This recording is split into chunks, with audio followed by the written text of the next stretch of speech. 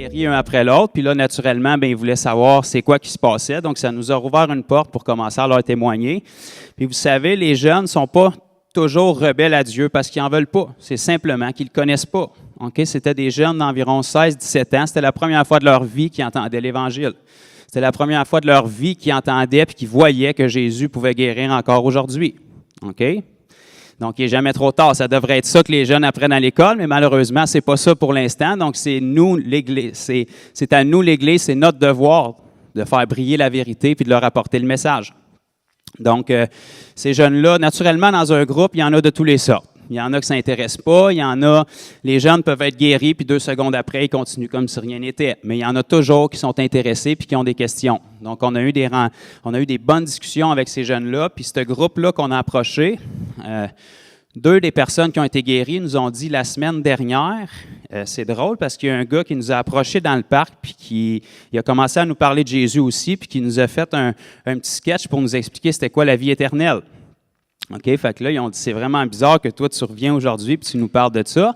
Puis c'est pas arrangé, j'ai aucune idée qui les a rencontrés dans le parc, mais ce que je sais, par exemple, c'est que Dieu veut les rejoindre. OK? Puis ça, c'est pas des jeunes qui vont venir à l'Église parce qu'ils connaissent pas Dieu. Donc, c'est à nous, l'Église, d'aller les rejoindre où est-ce qu'ils sont. Et puis, je leur ai simplement dit, bien ça, c'est simplement un signe que Dieu veut vous toucher, Dieu veut vous parler, puis c'est pas un hasard s'il nous envoie vers vous aujourd'hui.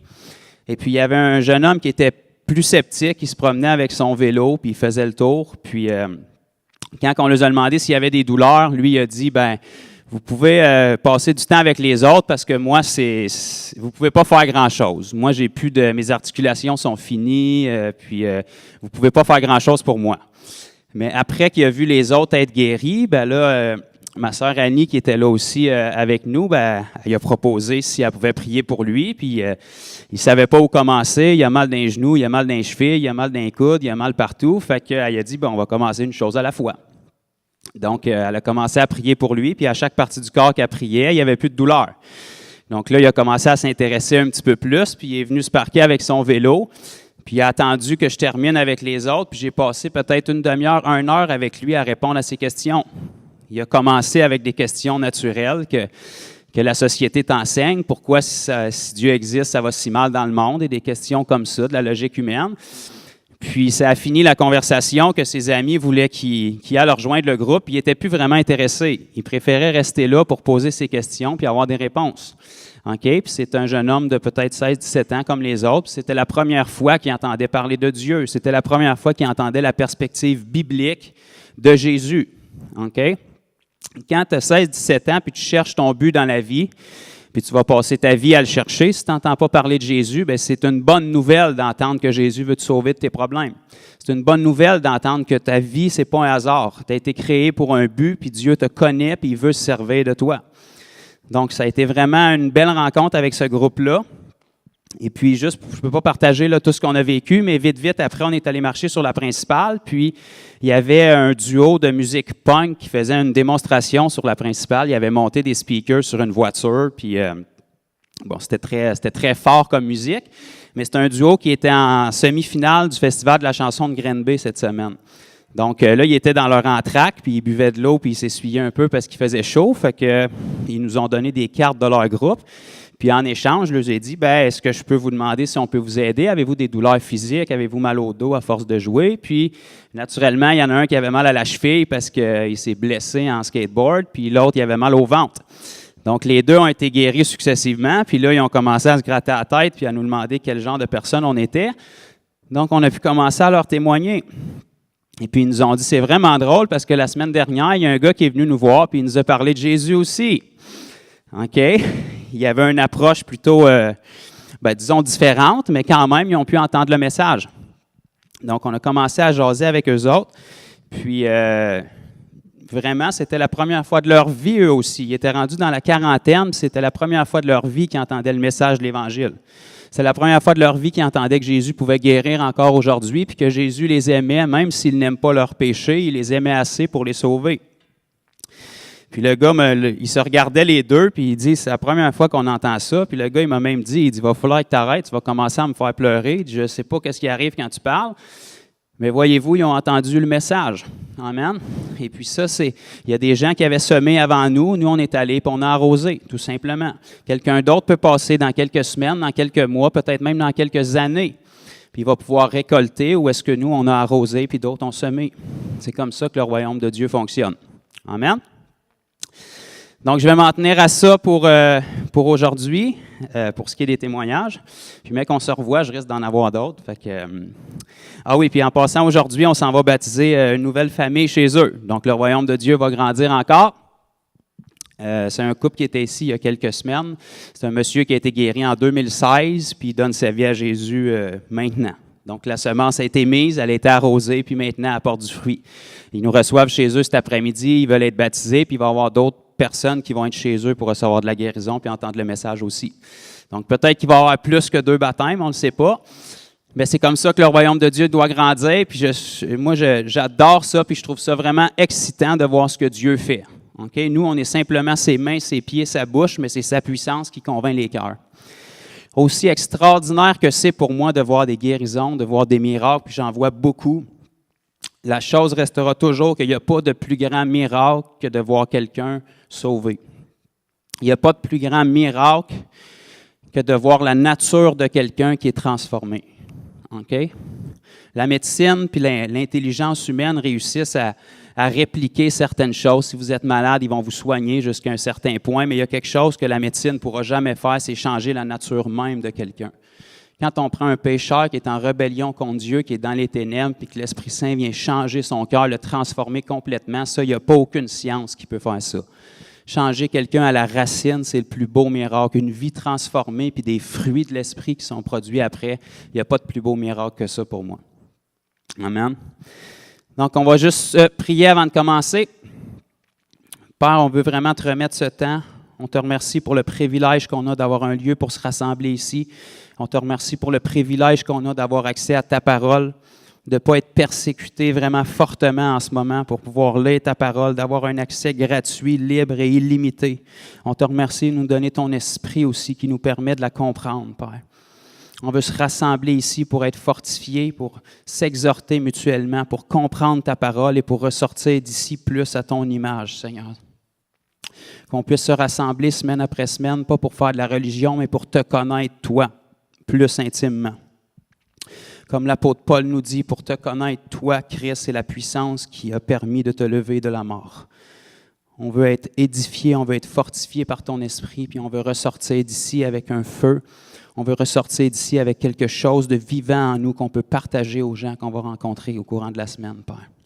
Dirige chacune de mes paroles ce matin dans le nom de Jésus. Amen.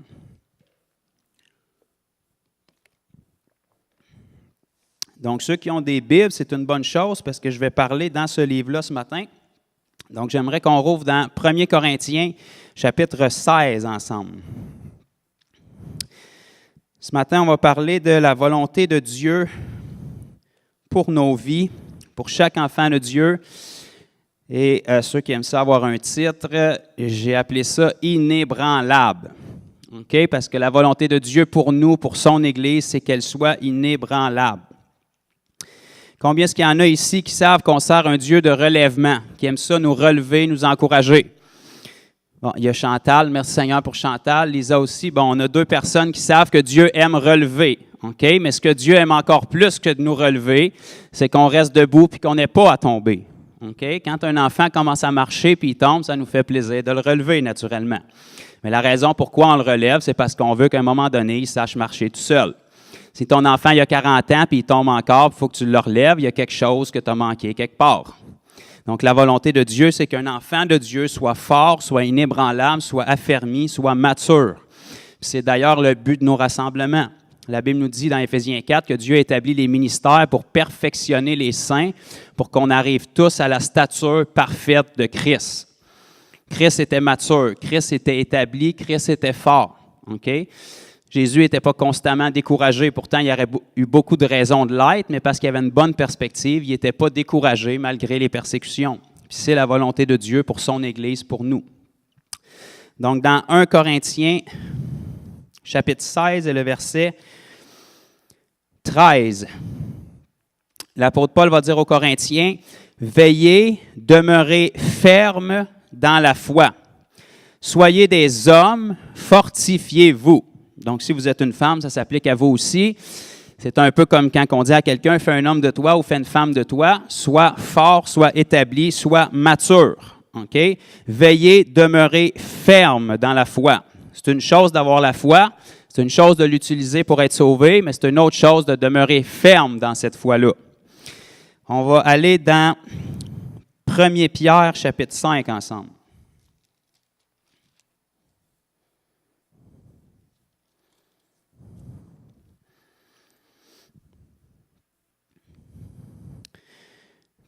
Pierre, chapitre 5, et le verset 9.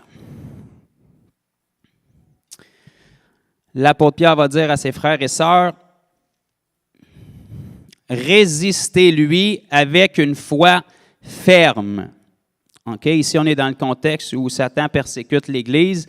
L'apôtre Pierre va leur dire, « Résistez-lui avec une foi ferme, sachant que les mêmes souffrances sont imposées à vos frères dans le monde. » Vous savez, si vous avez déjà été persécuté, si vous avez déjà eu de la misère depuis que vous êtes en Christ, quand on est dans le milieu de la misère, on a l'impression qu'on est la pire au monde, qu'on est les plus à blâmer, qu'on s'apitoie sur notre sort, mais la Bible te dit, ôte tes yeux de sa situation, sachez que tu n'es pas pire que les autres, tes frères et sœurs à travers le monde endurent les mêmes choses que toi. Peut-être pas au même moment, peut-être pas de la même façon, mais tu vivras rien que personne n'a vécu avant toi. Okay? La Bible nous dit que Jésus a été tenté en toutes choses. Comme vous, comme moi. La différence, c'est que lui, il n'a jamais péché. Okay? Puis sa volonté, c'est qu'on ne pêche pas non plus. Vous savez, la tentation n'est pas un problème jusqu'à temps que tu pêches. Tu peux être dans le milieu de la tentation, ça ne change rien dans ta vie. Tu peux être dans un endroit rempli de démons, ça ne change rien dans ta vie tant qu'ils ne sont pas en toi. Okay? Tu es la lumière, donc tu n'as pas peur des ténèbres. On va rouvrir dans 2 Pierre et le chapitre 1 ensemble. Là, on va tomber dans de l'application, du pratique. 2 Pierre et le chapitre 1, puis on va commencer à lire au verset 3. J'ai de la misère à commencer à lire un verset parce que quand je check celui d'avant, je me dis, il est vraiment bon celui-là. Puis quand je remonte, je me dis, il est vraiment bon. Puis on va remonter jusqu'à Genèse. Fait que je pense qu'on va passer à la Bible aujourd'hui. Donc, 2 Pierre, le 2e livre de Pierre, chapitre 1 et le verset 3. OK? On va lire quelques versets, mais on va vraiment regarder ce que les versets disent. Okay? La parole est tellement puissante si on prend le temps de comprendre qu'est-ce qu'elle dit. 2 Pierre, chapitre 1, verset 3, ça nous dit « Comme sa divine puissance nous a donné tout. » Okay? Tout le monde dit « tout. » Tout. Okay? Ça laisse-tu une exclusion, ça? Sa divine puissance nous a donné tout. Tout ce qui contribue à la vie et à la piété. Dieu, le jour où vous êtes né de nouveau, que vous avez renoncé à vous-même, que vous avez reçu son esprit, il vous a donné tout ce que vous aviez besoin pour mener une vie qui le glorifie. Okay? Il ne vous manque rien, vous n'avez pas besoin de rien de plus, vous avez tout ce qu'il vous faut. Naturellement, il faut y croire. Au moyen de la connaissance de celui qui nous a appelés, par sa propre gloire et par sa vertu. OK? Comment est-ce qu'on a reçu tout ce qui contribue à la vie et la piété? C'est le jour où on a connu Christ.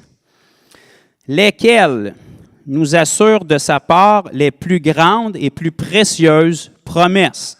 OK? Si vous ne le saviez pas, je vous l'annonce, depuis que vous êtes un enfant de Dieu, vous avez des promesses. Vous avez des droits acquis que Dieu a acquis pour vous et qui vous a fait grâce. Vous êtes un citoyen du royaume de Dieu. Donc, de la même manière qu'un citoyen canadien a des droits qui sont différents d'un citoyen de d'autres pays, maintenant que vous êtes citoyen du royaume de Dieu, vous avez une charte de droits qui s'appelle les promesses de Dieu qui vous sont légitimes. Okay? Si vous ne vous en servez pas, ce n'est pas de la faute de Dieu, c'est votre problème, puis le mien. Okay? Ce qui fait que vous êtes un citoyen du royaume de Dieu, peu importe où vous êtes sur la planète, c'est la loi du royaume de Dieu qui vous régit. Donc, les promesses de Dieu sont efficaces, peu importe où vous êtes. Ça nous dit au verset 4, « Lesquels nous assurent de sa part les plus grandes et plus précieuses promesses, afin que par elles, vous deveniez participants de la nature divine. » OK? Pourquoi Dieu nous donne ses promesses? Il ne serait pas obligé de le faire, mais il nous donne tout ce qu'on a besoin pour participer à sa nature divine, pour représenter sa nature ici sur terre. En fuyant la corruption qui existe dans le monde par la convoitise. OK? Dieu ne la fuira pas pour nous. Ça dit ici qu'on doit la fuir. À cause de cela, OK? Quand ça nous dit « à cause de cela », c'est parce que ça fait référence à ce qu'on vient de lire. À cause que vous avez ce précieux don-là, puis que vous êtes chargé de représenter sa nature divine sur terre, voilà ce que vous devez faire maintenant. Faites tous vos efforts. OK? Tout le monde dit « tous vos efforts ». Dieu ne fera pas l'effort pour toi. Toi, tu dois faire tous tes efforts. On a lu tantôt qu'il nous a donné tout ce qui contribue. Il ne nous manque rien. Parce qu'il nous a donné tout ce que nous, on doit faire, c'est mettre tous nos efforts. OK? Le minimum qu'on peut faire, si Dieu nous donne tout, par reconnaissance, c'est qu'on mette tous nos efforts pour utiliser ce qu'il nous a donné. Sinon, on traîne dans la boue les promesses qu'il nous a données. Je suis certain que ce n'est pas ça qu'on veut faire ce matin. Faites tous vos efforts pour joindre à votre foi la vertu. Okay? La vertu, c'est un mot qui n'est plus très, très populaire de nos jours, là, mais c'est une conscience morale, une moralité. Okay? Vous avez une conscience qui vous dit ce qui est bien ou ce qui est mal, qui est souillée avant de venir à Jésus, mais quand vous êtes régénéré, généralement, elle devrait être régénérée. Donc, pour ajouter à votre foi, si vous êtes un enfant de Dieu, c'est parce que vous avez placé votre foi en Jésus, je l'espère. Donc, pour ajouter à cette foi-là, vous devez ajouter les actions morales. Okay? Parce que l'apôtre Jacques va nous dire la foi sans les œuvres est morte. Donc, ça nous prend des œuvres qui démontrent notre foi. On n'est pas sauvé par les œuvres, mais une foi sincère produit des œuvres. Je vais te peser un peu là-dessus parce que ça a été souvent mal compris par la religion. Là. Tu peux avoir beaucoup d'œuvres sans aucune foi. Okay? Ça, on a des scribes et des pharisiens, plein le Nouveau Testament qui avaient ça. Mais par contre, tu ne peux pas avoir une foi sincère sans des œuvres. La façon de voir que ta foi est sincère, c'est qu'il y a des œuvres qui viennent avec. Mais les œuvres ne démontrent pas nécessairement que tu as la foi. Okay? Il faut comprendre les deux. On n'est pas sauvé par les œuvres, mais une foi sincère produit des œuvres. Donc, on doit ajouter à notre foi les actions qui viennent avec, les actions morales qui sont la nature de Dieu. À la vertu, la science. D'autres versions vont dire la connaissance. Okay? Vous pouvez venir à Jésus ignorant, mais Dieu ne veut pas qu'on reste ignorant. C'est pour ça qu'il nous donne sa parole, puis c'est pour ça qu'il nous donne son instruction. Okay? Sa parole, ce n'est pas pour l'apprendre par cœur, c'est pour le connaître lui. Tu peux connaître la Bible par cœur sans connaître Dieu. Je peux connaître la biographie de n'importe quel artiste sur la planète sans du tout connaître cet artiste-là. Si je le rencontre dans la rue, je vais le saluer, je vais y raconter tout sur sa vie, mais il ne me connaît pas. Okay? Apprendre des choses sur quelqu'un, ce n'est pas nécessairement connaître quelqu'un. Dieu nous a donné son esprit pour qu'on le connaisse, lui, intimement. Donc, premièrement, la foi. Ensuite, la vertu morale, les actions qui viennent avec. Ensuite, la connaissance. Okay? Ça, c'est des outils que Dieu nous donne. Là. Puis il nous dit de mettre tous nos efforts à ces choses-là. À la science, la tempérance. À la tempérance, la patience. Okay? Ça, c'est le passage que beaucoup de gens aimeraient peut-être enlever de la parole. Notre Dieu est un Dieu patient et lent à la colère. C'est pour ça que vous et moi, on est ici aujourd'hui puis qu'il a eu la grâce de nous sauver. Sinon, ça ferait longtemps qu'on aurait été jugés quand on vivait dans nos péchés. Dieu a été patient puis lent à la colère envers nous. Donc, quand il met sa nature en nous, il nous demande d'être patient aussi. Dieu ne sera pas patient pour vous. La patience, c'est un fruit de l'esprit. Donc, si vous êtes rempli de l'esprit et vous marchez selon l'esprit, vous allez être patient. Si vous êtes impatient, c'est parce que vous êtes charnel. Ce n'est pas parce que vous n'êtes pas nécessairement sauvé. Vous vous dépouillez de la chair puis vous marchez selon l'esprit. Okay? Chaque fois qu'on est impatient, c'est parce qu'on est tourné sur nous-mêmes. Quelqu'un nous tape sur les nerfs. Quelqu'un ne pense pas comme nous. Quelqu'un ne fait pas ce qu'on veut, quand il veut, comme on le veut. Okay? Ça, c'est pour nous. Pourtant, la première chose que Dieu nous demande de faire pour venir à lui, c'est de renoncer à nous. Donc, si tu renonces à toi, tu n'as pas de problème d'impatience. Parce que personne ne te tape sur les nerfs, Dieu t'en a donné des nouveaux. OK? À la patience, la piété. OK? On doit avoir une vie de prière avec Dieu. Un couple qui n'a pas de communication ensemble, ça ne sera pas un couple fort. La prière avec Dieu, c'est ça, c'est notre communication, c'est notre relation avec Dieu. La prière, c'est un dialogue. C'est pas une liste de demandes. Tu rentres dans ta chambre, tu lui donnes ta liste de cadeaux de Noël, puis tu ressors avant même qu'il t'ait répondu. Non, c'est un dialogue. Tu parles, Dieu répond. OK? Donc, à notre foi, on ajoute les actions. Aux actions, on ajoute la connaissance, on ajoute la tempérance et on ajoute la patience. On ajoute aussi une vie de prière. OK? On a une intimité avec Dieu. À la piété, l'amour fraternel entre frères et sœurs, et à cet amour fraternel-là, la charité, qui est l'amour de tous, même s'ils ne sont pas encore vos frères et sœurs. OK?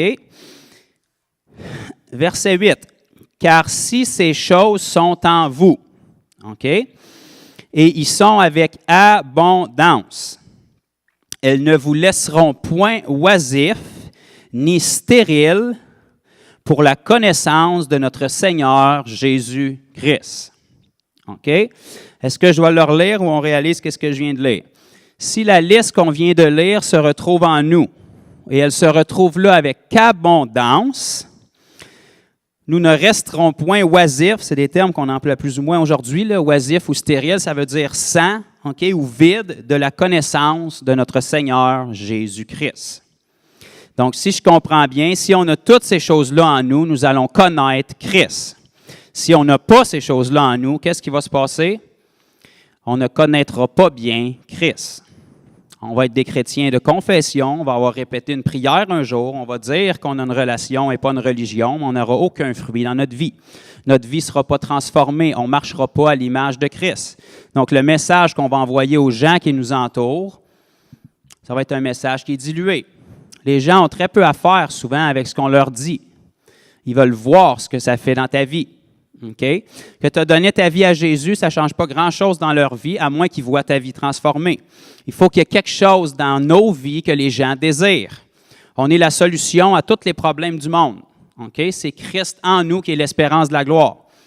Okay? La politique, ce n'est pas la solution. L'environnement, ce n'est pas la solution. Les finances, ce n'est pas la solution. Jésus dans la politique, c'est la solution. Jésus dans les finances, c'est la solution. Jésus dans la pauvreté, c'est la solution. OK? Puis ce Jésus-là, il vit en nous, puis il nous a fait ses ambassadeurs. Donc, il faut qu'on ait la solution en nous, puis qu'on l'apporte aux gens par nos vies. Il faut que les gens voient en nous une solution qu'ils n'ont pas trouvée nulle part ailleurs, même avec la science humaine. Et si on veut avoir ça dans nos vies en tant qu'Église de Christ, la seule façon qu'on va avoir ça, c'est si on met tous nos efforts à s'appliquer dans la liste que je viens de lire. OK? Puis c'est tellement fort, on va continuer à lire. Je vais répéter, mais celui en qui ces choses ne sont point, il est aveugle. Même s'il a répété une prière pour être sauvé, même si c'est un enfant de Dieu, il est aveugle et il ne voit pas de loin. Il a mis en oubli la purification de ses anciens péchés. Okay? Quand on se souvient de la grâce que Dieu nous a fait de nous sauver, le minimum qu'on devrait vouloir faire, c'est mettre tous nos efforts à obéir à ce qu'il nous demande. Parce qu'on était en route pour l'enfer. Puis on le méritait. Maintenant, il nous a fait grâce de la vie éternelle. Donc, le minimum qu'on devrait faire, c'est faire tous nos efforts pour l'honorer par nos vies. Verset 10. « C'est pourquoi, frères, appliquez-vous d'autant plus à affermir votre vocation et votre élection. » Donc, vous avez une vocation, puis vous avez été élus. OK? On doit s'appliquer à l'affermir pour qu'elle serve à quelque chose. Et remarquez ici que ça nous dit « appliquez-vous ». Ça ne dit pas « Dieu va s'appliquer pour vous ». Appliquez-vous d'autant plus à affermir votre vocation. Et regardez bien, si ce n'était pas écrit noir sur blanc et que je n'avais pas des témoins, si je disais ça aujourd'hui dans la chrétienté moderne, je me ferais probablement accuser de blasphème. L'apôtre Pierre dit « Car en faisant cela, vous ne broncherez, qu'est-ce qui est écrit? Jamais. Pourtant, on est tout le temps des pécheurs, on est tout le temps des pas bons, on est tout le temps des problèmes sur le point d'arriver, on va tout le temps tomber, il ne faut pas être orgueilleux, il faut rester humble, mon frère. Pourtant, ma Bible me dit noir sur blanc que la volonté de Dieu, c'est pas qu'on chute. La volonté de Dieu, c'est qu'on ne bronche jamais. La volonté de Dieu, c'est qu'on soit à l'image de Christ. OK? De dire autrement, c'est pas d'être réaliste. Ça, c'est une façon, avec des termes chrétiens, d'englober et de justifier nos faiblesses. Okay? La volonté de Dieu, c'est qu'on soit inébranlable. Si on met tous nos efforts à appliquer la liste qu'on vient de lire ensemble, l'apôtre Pierre nous dit que nous ne broncherons jamais. Et la parfaite volonté de Dieu, c'est qu'un enfant de Dieu ne bronche pas. C'est ça la volonté de Dieu pour un enfant mature. OK? Naturellement, un bébé qui commence à marcher, c'est juste normal qu'il tombe. Quand on vient au Seigneur, on vient bébé. On a une vie de péché, on a une façon de penser qui est complètement tordue. On a été enseigné par la société, la culture, le monde, puis nos expériences. Pourtant, Dieu n'est ni dans la société, le monde, la culture, puis nos expériences. OK? Donc, on a été enseigné dans le mensonge. On vient à Jésus comme on est, mais Dieu ne veut pas qu'on reste comme on est. C'est ça le salut. Il vient pour nous transformer. À quelque part au cours de la marche chrétienne, on a transformé le salut puis une transformation de vie en une prière pour aller au ciel un jour. Quand le but, ça n'a jamais été ça, ça a été de ramener le ciel en toi comme tu as été créé à l'origine. C'est une restauration de ta valeur originale. Tu ne peux pas rencontrer Jésus, mourir dans les eaux du baptême puis ressortir pareil. OK? Pourquoi tu es mort dans ce cas-là? On vient à Jésus pour avoir une vie nouvelle.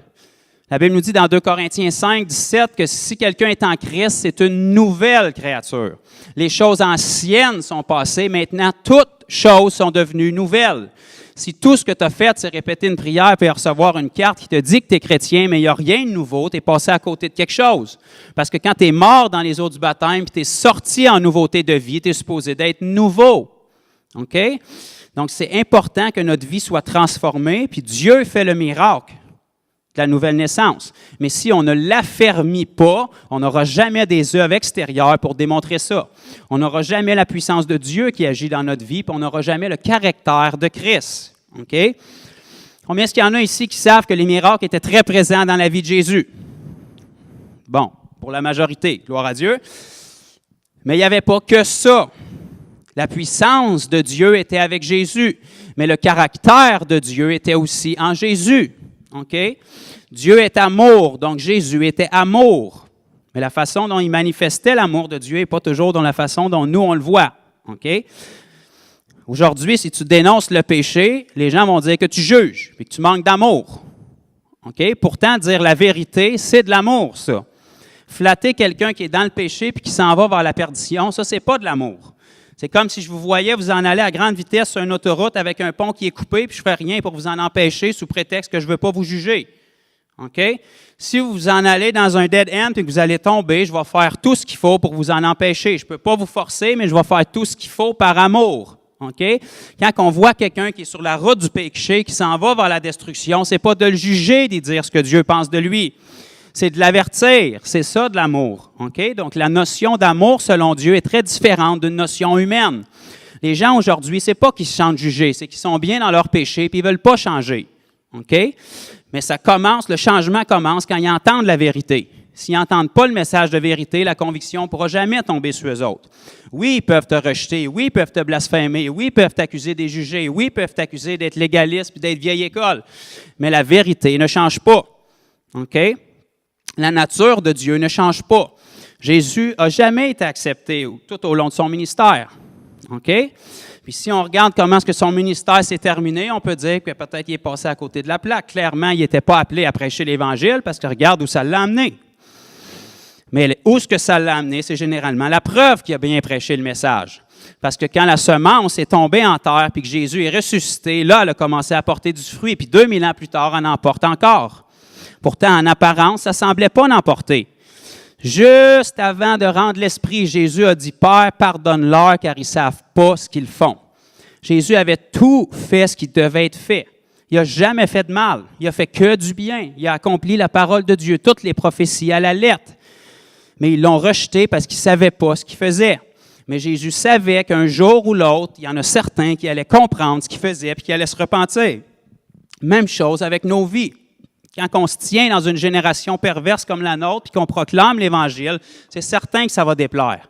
Quand on a une vie en accord avec ce qu'on proclame, c'est certain que ça va les condamner parce que notre vie est un miroir. Les gens vont dire, t'es qui, toi, pour qui tu te prends? Tu te penses meilleur que moi. Je suis meilleur que toi parce que Jésus m'a sanctifié. J'étais exactement comme toi avant. C'est pour ça que je t'annonce le message, parce que si Jésus m'a sauvé, il veut te sauver aussi. Je te tends la main pour te sortir. Je ne peux pas te forcer, mais si je te vois aller vers la perdition, je vais te tendre la main pour te sortir. Je vais te donner une porte de sortie. Je vais te montrer ce qui a fonctionné pour moi. OK? C'est ça, dire la vérité, puis c'est ça le caractère de Christ. Donc, on ne doit pas seulement avoir la puissance de Dieu dans notre vie, mais on doit avoir le caractère de Dieu aussi. Aujourd'hui, tristement, 2000 ans plus tard, à cause de la religion, la majorité de l'Église moderne est tellement charnelle qu'ils n'ont ni la puissance ni le caractère de Christ. Mais ils ont tout le reste.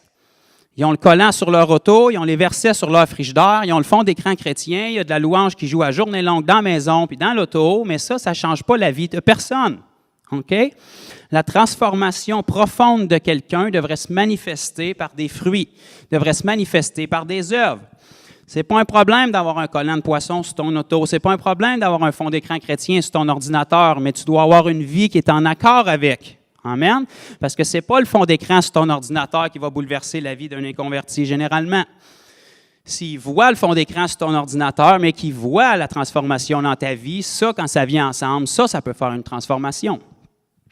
Donc, on doit mettre tous nos efforts pour que notre vie soit à l'image de Christ. Naturellement, ça commence par le salut. Parce que sans le salut, on ne peut jamais faire ça. Mais une fois qu'on est sauvé, nos efforts doivent être là pour renouveler notre intelligence pour qu'on soit comme Christ. OK? C'est comme mettre la meilleure puissance, la plus forte puissance qu'on peut avoir d'une arme dans les mains d'un enfant. Tu peux y enseigner comment s'en servir, puis il va peut-être pouvoir s'en servir mieux qu'un adulte qui s'en est jamais servi. Mais il n'y aura pas la maturité qui vient avec. OK? Parce que la maturité, souvent, vient avec l'âge. Mais c'est la même chose avec un disciple de Christ. Dès le moment où tu es sauvé, tu reçois la pleine puissance du royaume de Dieu. Tu as l'autorité, la puissance et le devoir de guérir les malades, chasser les démons, puis annoncer l'Évangile. Tu as toute cette puissance-là, mais souvent, tu n'as pas la maturité qui vient avec, parce que tu es un bébé spirituel. Donc, la maturité vient avec le temps, et plus tu t'appliques à avoir ces éléments-là dans ta vie, plus ta croissance et ta maturité va être rapide. OK? La maturité d'un enfant de Dieu, ce n'est pas tout le temps depuis combien de temps qu'il est sauvé. OK? Parce que tristement, ça devrait, mais tristement, aujourd'hui, dans la génération dans laquelle on vit, il y a des gens que ça fait 15 ans, 20 ans, 25 ans qui sont sauvés et qui sont plus immatures que des nouveaux convertis. Pourquoi? Parce qu'ils ont été sauvés, mais ils ne se sont pas appliqués à avoir ces éléments-là dans leur vie. Ils continuent à être charnels. Ils continuent à avoir des discordes. Ils continuent à avoir des jalousies. La Bible nous dit dans Corinthiens que ça, c'est des marques d'immaturité spirituelle. Des disputes, des divisions, des querelles. Ça, c'est des marques d'immaturité spirituelle. On ne trouve pas ça nulle part dans la vie de Jésus. OK? Mais les gens vont se justifier en disant « Ah oui, mais ça, c'était Jésus. » Non, Jésus, c'est notre modèle. Donc, quand on dit ça, c'était Jésus, on est en train de dire « Ça, c'est ce qu'on doit être. » Okay? Jésus s'est fait homme pour marcher comme nous, on doit marcher. Okay? Pourquoi Jésus marchait comme il marchait? Ce n'est pas parce qu'il était Jésus, c'est parce qu'il était amour. Il marchait dans la puissance, dans la guérison, dans la délivrance, parce que c'est ce que l'amour de Dieu fait. Il marchait dans la patience, la bonté, la générosité, parce que c'est ce que l'amour de Dieu fait. Donc, quand on est restauré à l'image de Dieu qui est amour, on doit marcher dans ces choses-là. On va aller voir un autre passage dans Romains 5.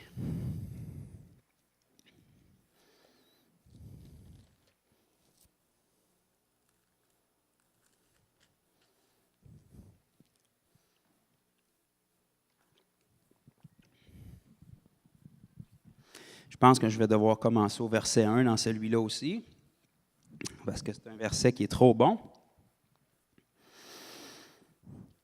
Romains 5, à partir du verset 1. Ça nous dit, « Étant donc justifiés par la foi, nous avons la paix avec Dieu par notre Seigneur Jésus-Christ. » Amen. Ça, c'est un beau verset de frigidaire, mais c'est aussi un bon verset. Il est vrai, il est puissant, puis c'est extraordinaire. Ça devrait être assez pour nous soutenir tout au long de notre marche chrétienne ici sur terre. Ça nous dit que nous avons la paix avec Dieu.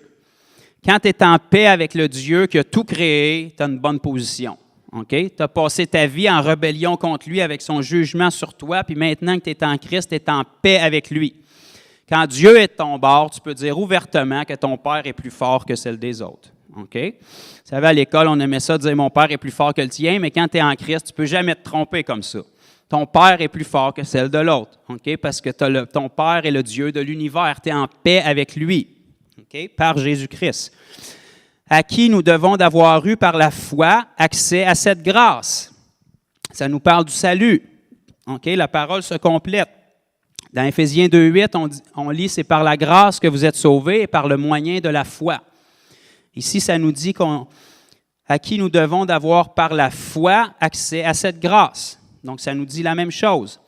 Dans laquelle nous demeurons, chambranlant, non, fermes. Nous demeurons fermes. Dieu ne demeurera pas pour nous. Nous demeurons fermes. Et nous nous glorifions dans l'espérance de la gloire de Dieu. Notre espérance en tant qu'enfant de Dieu, c'est qu'on a reçu la vie éternelle. Okay? Il n'y a pas de plus grand cadeau que ça. Okay? On ne vit pas seulement pour ça, mais c'est notre espérance. Peu importe les afflictions qu'on aurait ici-bas, on a la vie éternelle. Qu'est-ce que ça pourrait être 100 ans de misère pour une éternité de bénédiction? Ça a l'air terrible dans une perspective humaine, 100 ans de misère. Mais 100 ans dans l'éternité, il y a beaucoup de 100 ans dans l'éternité, là. Il y a 100 ans, plus 100 ans, plus 100 ans, plus 100 ans, ça n'a pas de fin. Ça dépasse notre compréhension humaine. On se réjouit, nous nous glorifions dans l'espérance de la gloire de Dieu. Okay? C'est ça qui devrait être notre perspective en tant qu'enfant de Dieu. Quand Jésus a envoyé ses disciples chasser les démons puis guérir les malades, ils sont revenus tout excités dans les évangiles. C'est vrai que c'est excitant, puis si vous faites la même chose, vous allez être excité aussi. C'est très excitant de voir les gens être guéris, puis les gens être délivrés de démons, puis voir Satan se faire écraser comme il devrait l'être. Mais ce que Jésus leur a dit quand ils sont revenus, il leur a dit, premièrement, je voyais Satan tomber du ciel comme un éclair, parce que quand vous guérissez les malades puis chassez les démons, c'est ça qui se produit. Vous venez de démolir le royaume des ténèbres. Okay? Donc, c'est très agréable. Mais Jésus leur a dit, ne vous réjouissez pas de ces choses-là, mais réjouissez-vous de ce que vos noms sont écrits dans le livre de vie. Notre espérance dans laquelle nous nous glorifions, peu importe les circonstances ici-bas, c'est qu'on a la vie éternelle. Oui, c'est excitant de voir les gens guéris. Mais même si on est persécuté ici-bas, on a la vie éternelle. On a une espérance glorieuse à venir que rien ni personne ne peut vous enlever. Okay? Même si le monde entier n'était pas d'accord avec vous, ils ne peuvent pas vous enlever votre salut. La seule personne qui peut vous l'enlever, c'est vous, si vous renoncez. Mais si vous avez goûté à la gloire de Dieu, je ne crois pas que vous allez y renoncer. Okay? Puis je ne souhaite pas que personne y renonce. Donc, ça nous dit au verset 3, bien plus, regardez bien, j'adore ça, nous nous glorifions dans les afflictions. C'est-tu vraiment ça que ça dit dans vos Bibles aussi? Nous nous glorifions même des afflictions. Pourtant, aujourd'hui, si je regarde à la majorité de l'Église moderne, dans l'affliction, on ne se glorifie pas. On est dans l'épreuve, on lève le poing contre Dieu, puis on part une chaîne de prière pour s'en sortir. Pourtant, la Bible nous enseigne de se glorifier dans l'affliction.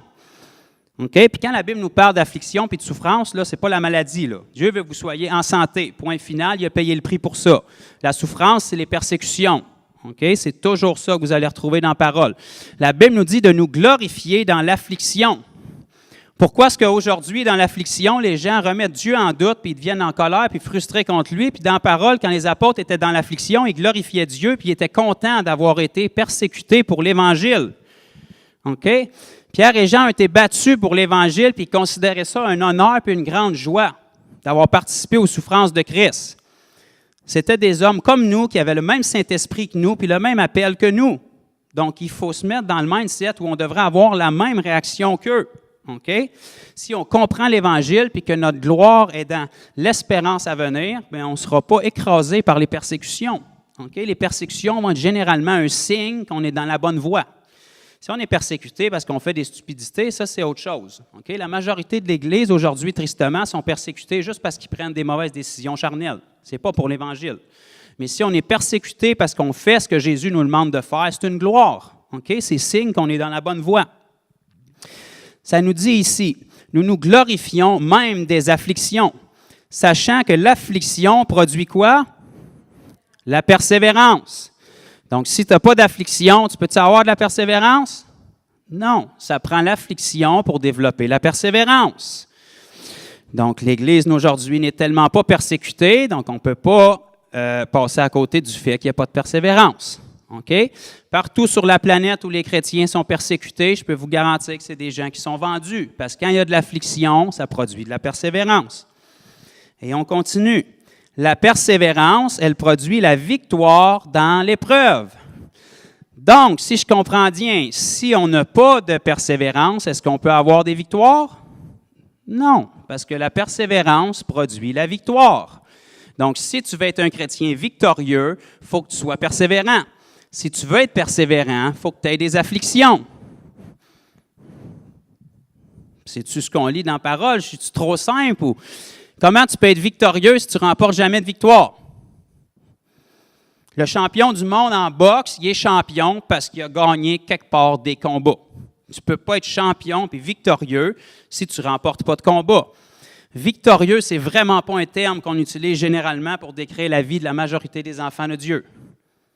Pourtant, ça devrait, parce qu'en Christ, la Bible nous dit qu'on est plus que vainqueurs. Parce qu'il a déjà acquis la victoire pour nous, en persévérant, nous, on fait juste y prendre part. Donc, la Bible nous dit que si on veut être victorieux, remporter la victoire, il faut avoir de la persévérance. Si tu veux de la persévérance, bien, ça te prend des épreuves. Sinon, dans quoi tu veux persévérer? S'il n'y a pas d'épreuves, tu ne peux pas persévérer. Donc, si on a des épreuves, ça va produire de la persévérance. Si on est persévérant, ça va produire de la victoire. Et ça continue. Et cette victoire, l'espérance. Pourquoi? Parce qu'à chaque fois que tu remportes une victoire, ça te rappelle que Dieu est avec toi. Ça te rappelle que Dieu est fidèle. Ça te rappelle que ses promesses sont vraies. Ça te rappelle que si tu es fidèle à lui, lui va être fidèle. Dieu est fidèle même quand nous, on est infidèles parce qu'il ne change pas. Mais si toi, tu es fidèle, tu vas prendre part à ses bénédictions. Puis de victoire en victoire, tu vois sa fidélité. Tu t'affermis, tu matures, tu grandis. Puis tu arrives au point où quand l'épreuve arrive, tu n'as pas peur.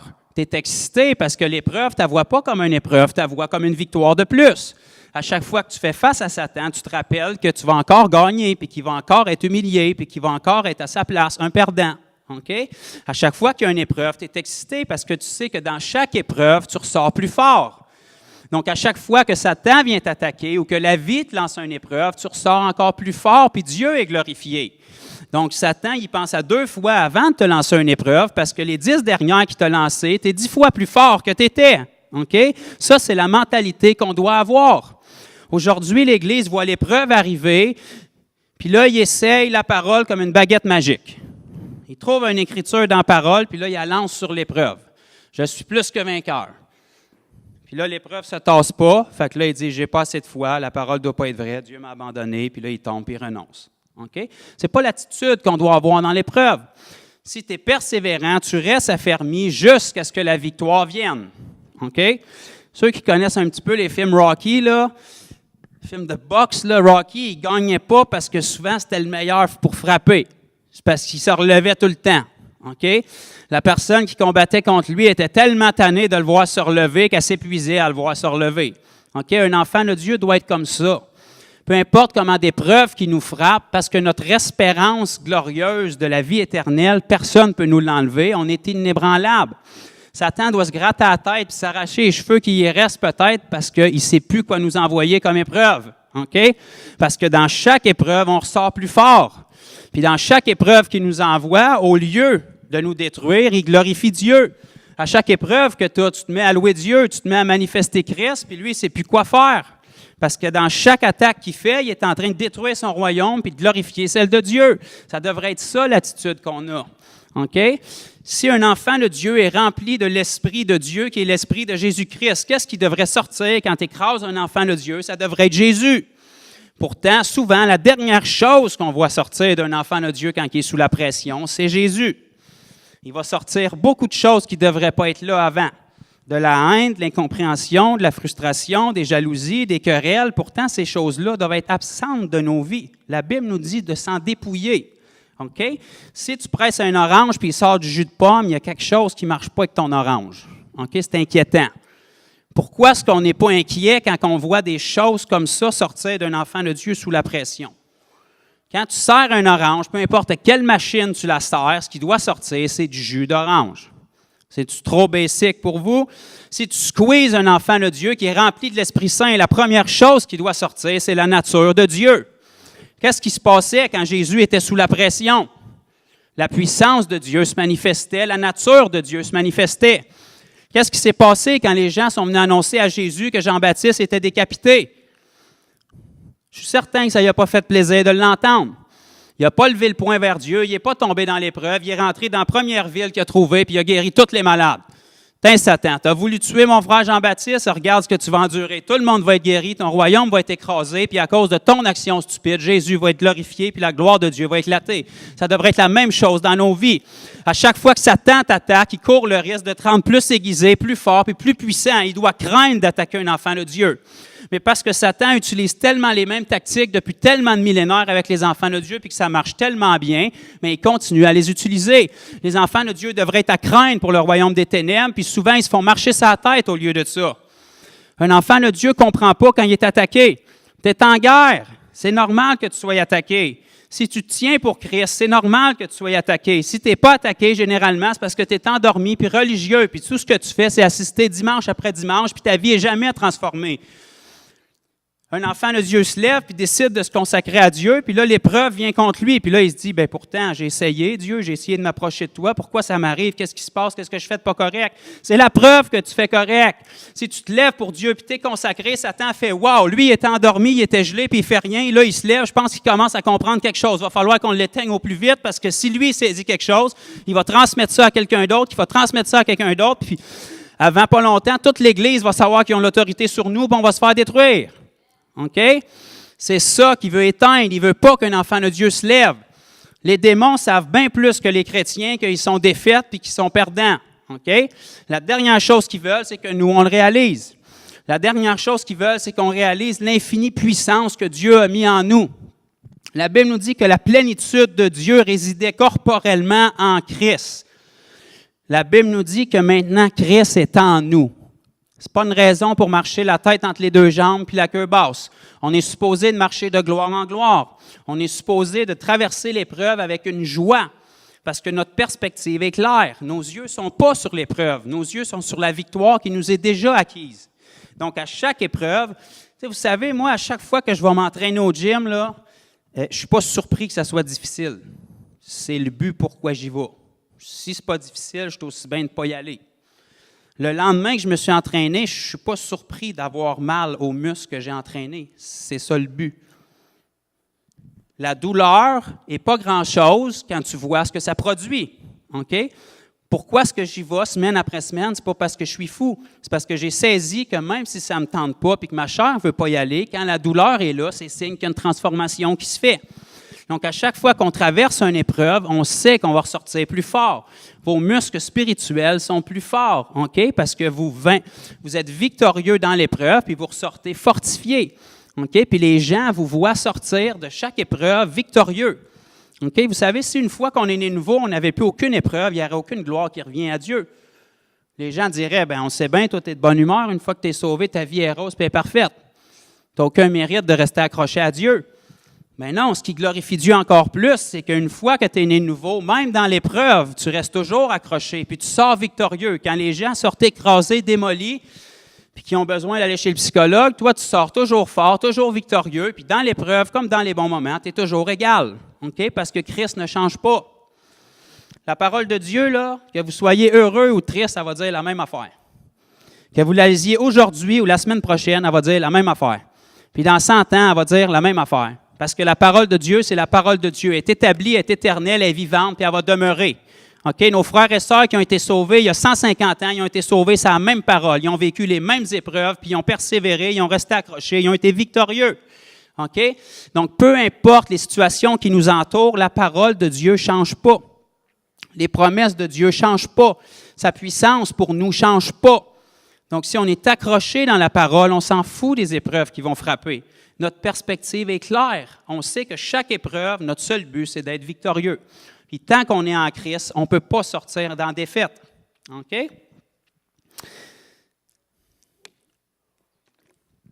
Si j'étais venu à l'Église juste pour moi aujourd'hui, je serais vraiment béni parce que la parole est vraiment bonne.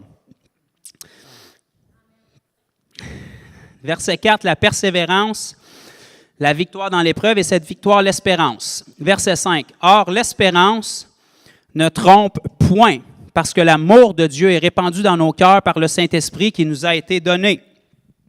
C'est exactement ce que je viens de dire. De victoire en victoire, on a de plus en plus d'espoir parce qu'on sait que Dieu était avec nous.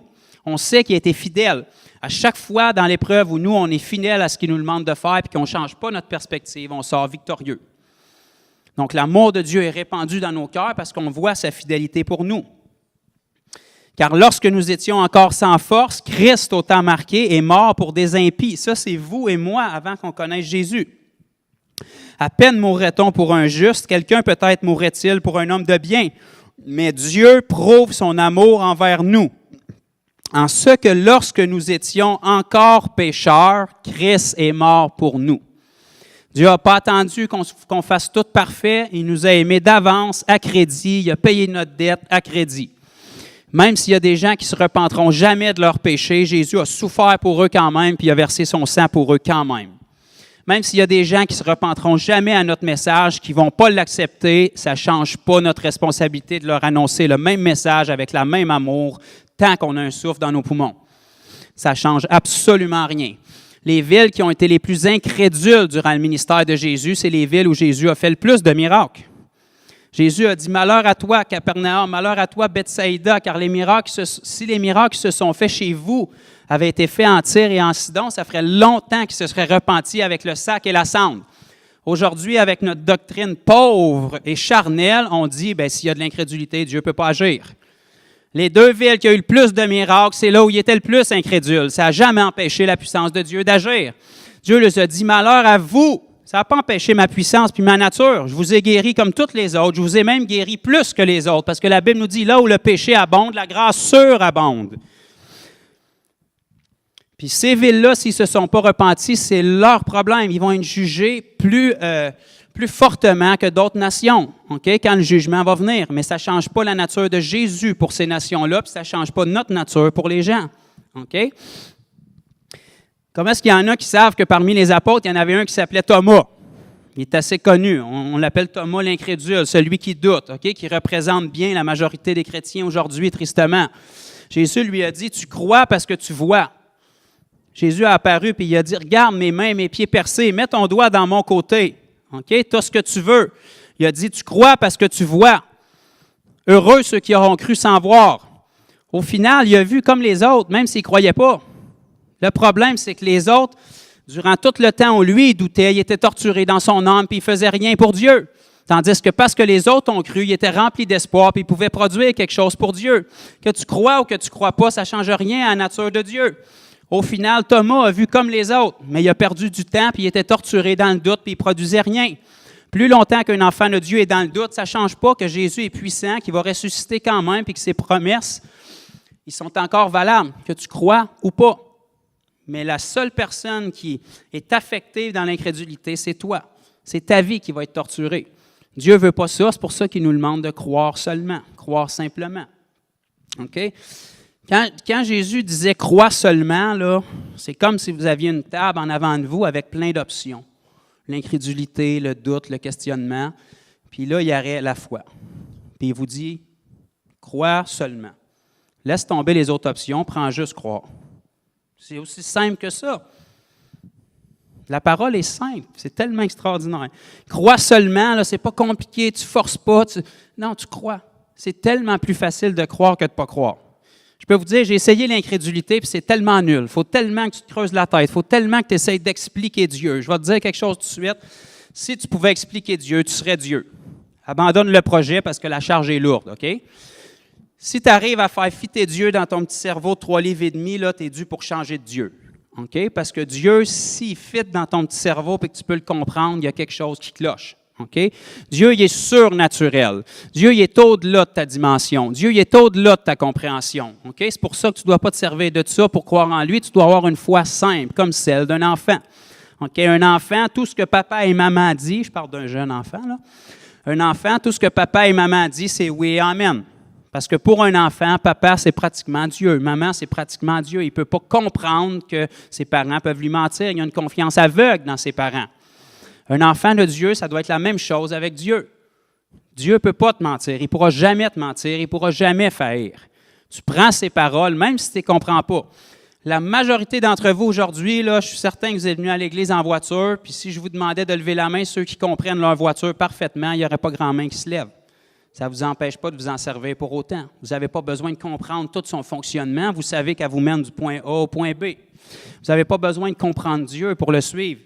Vous savez qu'il vous a sauvé, puis c'est déjà plus que suffisant, puis il vous a donné la vie éternelle. Donc, en cours de route, vous allez comprendre des choses, vous allez comprendre des fonctions, mais si vous attendez de comprendre toute votre voiture avant de la prendre, vous allez vous promener à pied toute votre vie. OK? Est-ce que j'arrête ou on en est encore une? Je vais aller dans Éphésiens parce que ça me tente. Éphésiens 4 et le verset 20.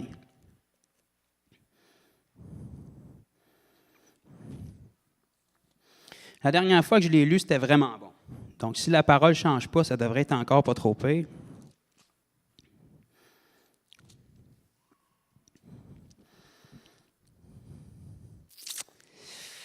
Éphésiens 4, 20, est-ce que vous êtes rendus? Ah, bien, on l'a en plus. Merveilleux. Mais vous, OK, là, Dieu, il vous interpelle. Vous, dans le fond, ça s'adresse à vous, puis moi. Mais vous, ce n'est pas ainsi que vous avez appris Christ, si du moins vous l'avez entendu. Combien est-ce qu'il y en a ici qui ont entendu Christ, qui ont donné leur vie à Christ? Bon, 3, 4, 5, bon, parfait. Fait que pour ces 5 personnes-là, si du moins vous l'avez entendu et si conformément à la vérité qui est en Jésus, c'est en lui que vous avez instruit à vous dépouiller. Vous avez été instruit. Qui va vous dépouiller? Vous dépouiller. OK? Dieu vous sauve, il vous libère de l'esclavage de la chair sur vous. Vous devez vous dépouiller. Eu égard à votre vie passée, à votre vieil homme, à votre vieille femme qui se corrompt par les convoitises trompeuses. OK? La vieille nature, le vieux Joe, la vieille Lisa. On a vécu avec, on ne veut plus rien savoir de cette identité-là. Nous, on a été libérés dans les eaux du baptême, cette nature-là est morte. On est ressorti en nouveauté de vie. Ça ne veut pas dire que vous n'avez plus de chair, ça veut dire qu'elle a perdu son emprise sur vous. Donc, vous devez vous dépouiller à chaque matin quand elle veut diriger votre vie, vous l'enlevez parce qu'elle n'a plus de contrôle sur vous, vous avez été libéré. Et vous êtes renouvelé dans l'esprit de votre intelligence. Qu'est-ce que ça veut dire? Ça veut dire que vous croyez ce que la parole de Dieu dit. La parole de Dieu dit que vous êtes une nouvelle créature, que les choses anciennes sont passées, maintenant toutes choses sont devenues nouvelles. Donc, à chaque matin, si vous vous levez et vous vous sentez encore comme quand vous étiez pécheur, vous le savez que ce n'est pas vrai. Donc, vous vous dépouillez de cette façon de penser-là qui est perdante et qui vient de l'ennemi de toute façon, puis vous vous revêtez, verset 24, et à revêtir l'homme nouveau.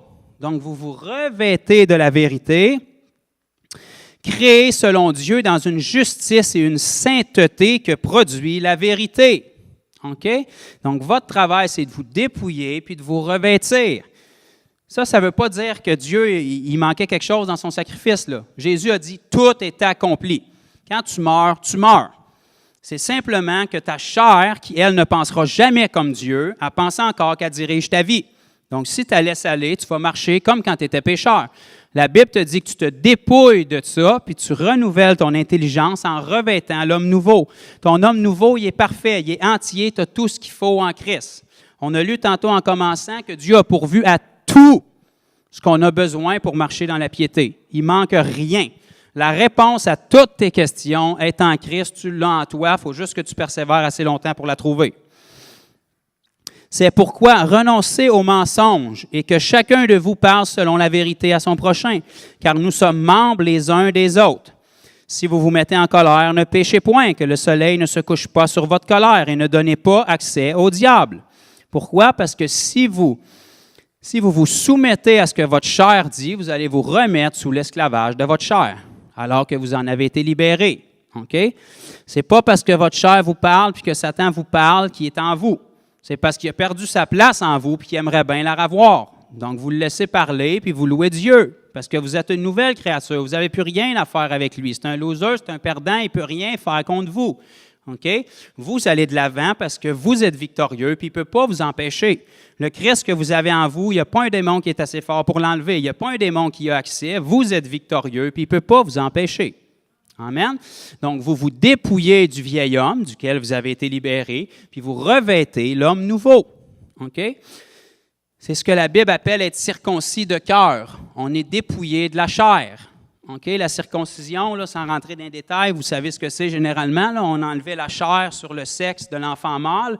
Mais maintenant, la Bible dit qu'on a été circoncis de cœur. Dieu est venu enlever la chair, notre cœur, notre nature charnelle. Il est venu la couper. Vous êtes circoncis de cœur.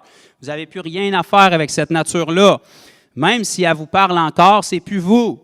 Vous vous dépouillez de ça, puis vous revêtez l'homme nouveau dans la vérité. OK? L'homme nouveau dans la vérité, c'est qui vous êtes en Christ. Tout ce que Jésus était et ce qu'il est, c'est ce que vous êtes maintenant. Donc, ce n'est pas arrogant de dire que vous êtes comme Jésus. Comment vous vous revêtez de l'homme nouveau? Bien, dans l'intimité, en prière, en relation avec Dieu. Vous vous levez le matin, puis Satan vous remet sur le nez les erreurs du passé, puis il vous dit, ben regarde, tu n'as pas été libéré, regarde, tu penses encore à ces choses-là, regarde l'erreur que tu as faite hier, qu'est-ce que les gens vont penser de toi? Ta vie, fait-tu vraiment une différence? Ça fait 10 ans que tu es chrétien. Combien de monde t'a amené au Seigneur? Dieu ne vous parle pas comme ça. Ça, c'est Satan qui va essayer de vous retraîner parce qu'il vous a perdu. OK? Vous ne passez pas la journée sur son cas à le chasser. C'est un perdant, il ne mérite même pas une seconde de votre temps. Vous vous revêtez de l'homme nouveau en glorifiant Dieu puis en le remerciant pour ce qu'il a fait. Dieu, je te remercie qu'il y ait un temps de ma vie où je ne pensais même pas à toi puis je vivais juste pour moi. Maintenant, parce que je suis un homme nouveau, quand je fais des choses qui ne sont pas correctes, ta conviction est sur moi puis je peux m'en dépouiller. Je te remercie parce que tu m'as donné un cœur tellement pur et sincère qui t'aime que tout ce que je veux, c'est te plaire. Je veux avancer, je veux progresser avec toi. Le simple fait que je sois ici dans ta présence en train de te louer, c'est parce que je t'aime puis je veux te connaître. Si je me foutais complètement de toi, je ne serais pas ici, je ne t'accorderais pas de mon temps. C'est parce que j'ai été transformé. Puis là, Satan est là puis il se gratte la tête, mais il dit les chrétiens ne sont pas supposés de réagir de même. Quand je les condamne, ils sont supposés de tomber dans l'épreuve, ils sont supposés d'arrêter d'aller à l'église, ils sont supposés de partir une chaîne de prière. Puis à chaque fois qu'ils vous attaquent, bien, vous glorifiez Dieu, puis vous grandissez, puis vous vous revêtez de l'homme nouveau. L'arme la plus utilisée par Satan pour les chrétiens, c'est la condamnation. Okay? Pourtant, la Bible nous dit dans Romains 8 qu'il n'y a aucune condamnation pour ceux qui sont en Christ. La Bible nous dit que si vous péchez, ce n'est pas la volonté de Dieu qu'on pêche, mais si on pêche, sachez qu'on a un avocat auprès du Père qui plaide notre cause, on se repent de ce qu'on a fait, puis on va de l'avant. Okay? On se revêt de l'homme nouveau. Il faut réaliser que c'est l'arme qui est la plus utilisée par Satan, puis pourtant, le simple fait que vous êtes condamné, ça montre que vous êtes sincère. Si vous vous en foutiez carrément, vous ne seriez pas condamné, ça ne vous dérangerait pas un brin.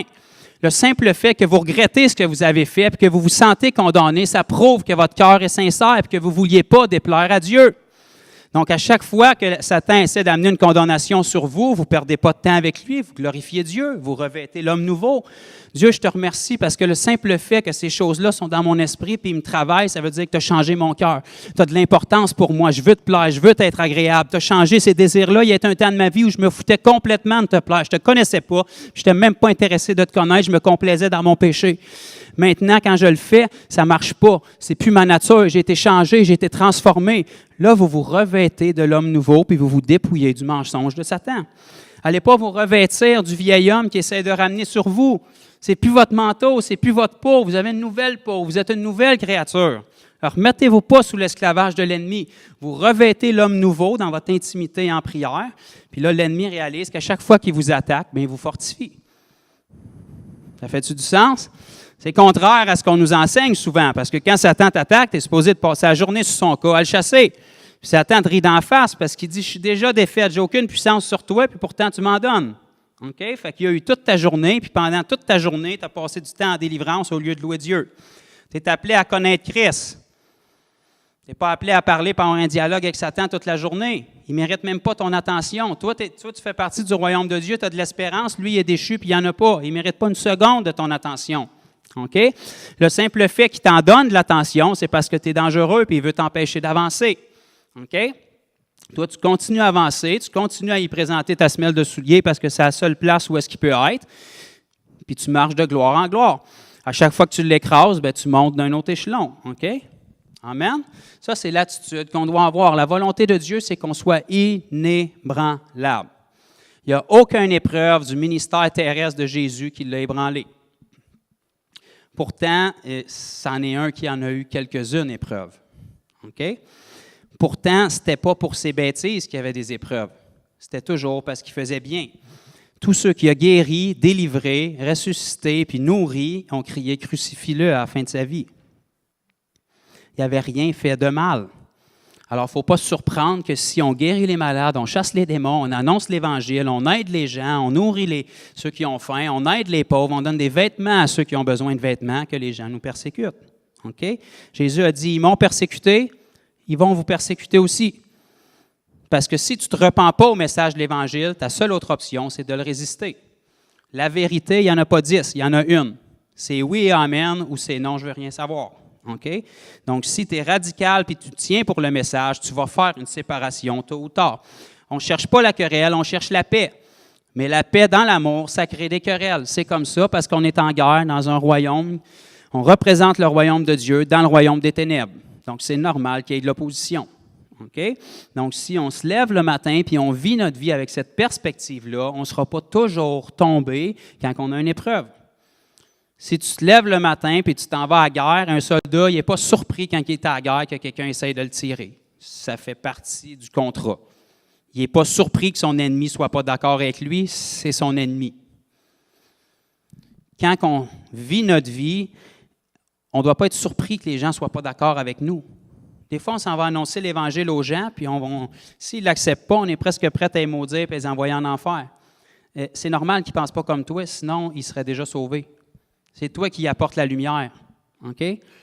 Des fois, on voudrait qu'ils répondent ce qu'on veut, quand il veut qu'on le réponde, comme il veut qu'on le réponde, qu'ils tombent à genoux, qu'ils disent « Mon frère, tu me donnes la révélation tant attendue. Ce matin, Dieu m'avait dit que je te rencontrerais. J'ai été dans les ténèbres pendant tellement d'années. Je vois Christ en toi. Je me repens maintenant. » Bien, dans la majorité des cas, ça ne se passera pas comme ça. Parce que Jésus ne faisait que la volonté du Père, puis souvent, ça ne se passait pas comme ça avec lui. OK? Mais ça ne change pas notre nature. Ça ne change pas ce qu'on sème dans leur vie. Un sème, l'autre arrose, l'autre récolte. Mais tôt ou tard, la semence qui est semée, elle va prendre vie, elle va s'enraciner, puis elle va produire quelque chose de puissant jusqu'à ce qu'une personne soit complètement transformée. Puis on va réaliser que la petite semence qu'on a mise, même quand la personne nous persécutait, la guérison qu'on a mise dans quelqu'un, même quand ils ont resté incrédules par après, elle a fini par porter fruit. OK? Parce que la puissance n'est pas dans la quantité de la semence, elle est dans la semence. Un grain de moutarde peut produire un arbre gigantesque. La semence de l'Évangile dans un cœur peut bouleverser une vie à tout jamais. Peu importe comment ça va prendre de temps pour que l'arbre grandisse, quand tu places la semence, Dieu va être fidèle pour la faire grandir. C'est la perspective qu'on doit avoir, c'est la raison pourquoi on est ici sur Terre. OK? On n'est pas ici pour que Dieu nous donne une bonne journée, qu'on ne se fasse pas couper en char, qu'on ait une meilleure place de parking quand on va au Walmart, puis qu'on ait des rabais quand on va à l'épicerie. Si tu vis pour Dieu pour ça, tu es séduit, mon ami, détrompe-toi. Tu as été sauvé pour être libéré de toi-même. Au lieu de prier pour avoir la meilleure place de parking, prie pour que la meilleure place de parking aille à quelqu'un qui ne connaît pas Dieu, parce que toi, tu as la patience, puis lui, il ne l'a pas encore. OK? Laisse-y la meilleure place de parking, parce que toi, tu as renoncé à toi-même. OK? Ça devrait être l'attitude d'un enfant de Dieu. Tu renonces à toi-même, tu ne vis plus pour toi-même, tu vis pour les autres, tu les aimes et tu leur représentes Christ pour qu'ils soient sauvés. Tu leur lances la bouée, toi, tu es sauvé. Vous savez, on ne peut pas tuer un enfant de Dieu, on peut juste changer son adresse. Fait que nous, on est en paix. Si quelqu'un vous tue après-midi, tout ce qu'il fait, c'est changer votre adresse, vous en allez dans le royaume de Dieu. C'est tout ce qu'il peut faire. Il ne peut pas vous tuer, vous êtes immortel. OK? Donc ça, c'est l'espérance de la gloire. Si on vit avec cette perspective-là, ça va changer nos relations concrètes avec les gens, l'attitude qu'on a de eux, puis la relation qu'on a avec Dieu. On va se dépouiller du vieil homme qui n'a plus rien à voir avec nous. On va se dépouiller de la vieille Sophie qui est restée dans les eaux du baptême à Montréal la semaine dernière, puis on va revêtir la nouvelle Sophie qui est parfaite en Christ. La nouvelle Sophie, elle n'a pas besoin d'update, d'amélioration. Ce n'est pas un Saint-Esprit junior que tu as eu. Tu n'as pas besoin d'une version 2.0. Tu l'as eu complètement. Tu es entière. À mesure où tu vas renouveler ton intelligence, tu vas apprendre à marcher dans cette nouvelle Sophie-là. Mais ce n'est pas Sophie qui a besoin d'être améliorée. C'est juste toi qui as besoin de saisir ici ce qui s'est passé ici. Mais tu n'auras jamais plus de Jésus en toi que ce que tu as eu. OK? Donc, nous, on devient mature en expérimentant Dieu, puis en se consacrant, puis en ayant tout. Puis vous leur lirez chez vous le passage que j'ai lu dans 2 Pierre, chapitre 1, à partir du verset 5, tous les éléments qui doivent être dans notre vie avec abondance pour qu'on ne bronche jamais. Qui ici ne veut jamais broncher? OK? On aspire vers la perfection, puis c'est ce que Jésus a payé. OK? Marcher dans la perfection, ce n'est pas arrogant, c'est d'honorer ce que Dieu nous demande. C'est ça sa volonté. Il ne veut pas qu'on soit constamment tombé, il veut qu'on soit fort, établi puis inébranlable. Amen? Père, je te remercie pour la parole qu'on a reçue, puis je te prie vraiment qu'elle fasse son effet dans le cœur des gens, que tout ce qui venait de toi, Seigneur Dieu, puisse faire son effet, puis que toute pensée peut-être charnelle qui pouvait venir de mon intelligence puisse être annulée, mais que ce soit ta parole qui reste dans le cœur des gens qui sont ici, peut-être de ceux qui vont écouter sur l'enregistrement, Seigneur. Ta parole est vivante, elle est puissante, puis la Bible nous dit dans Hébreu qu'elle est plus tranchante qu'une épée à 2 tranchants, séparant esprit et âme. Père, on veut que ta parole sépare notre esprit de notre âme. On ne veut pas être des enfants de Dieu qui sont charnels. On veut être des enfants de Dieu spirituels, qui vivent ici consacrés pour toi, parce que la raison pourquoi on est ici, c'est pas pour vivre notre vie, c'est pour poursuivre la tienne, pour que les gens puissent avoir accès au message, qu'ils puissent être touchés, qu'ils puissent expérimenter ta gloire, puis qu'ils puissent être sauvés de la perdition, Seigneur. On te prie vraiment que cette parole puisse s'enraciner en nous, qu'on puisse la méditer, qu'on puisse avoir cette faim et cette soif de s'appliquer à avoir tous les éléments que tu nous dis d'avoir dans notre vie, pour qu'on puisse être une Église forte, universellement, Seigneur. Puis dans la nation ici du Québec, qu'on puisse avoir une Église qui est forte, une Église que les gens envient, une Église que les gens viennent voir, des fils et des filles de Dieu auxquels les gens regardent pour avoir des solutions. Là où la science humaine n'a pas de solution, la solution est en toi, Jésus, puis on la porte en nous. Qu'on puisse être des gens qui sont craints, qui sont respectés des gens de ce monde parce qu'ils voient la sagesse divine qui est en nous. Qu'on ait une vie qui justifie notre nom de chrétien, qu'on ait une vie qui justifie l'esprit qui est en nous, Seigneur. Qu'on ait des fruits qui sont produits, puis qu'on ait des œuvres qui découlent de notre foi sincère envers toi, Père. Je te prie que chaque semence qui a été mise ici ce matin ne soit pas volée par l'ennemi, par les façons de penser, les fausses doctrines puis les mensonges qu'il y a dans ce monde. Qu'on puisse s'appuyer sur ta parole, la méditer, puis qu'elle soit vraiment la vérité au-delà de toute opinion dans nos vies. Dans le nom de Jésus, Père. Amen.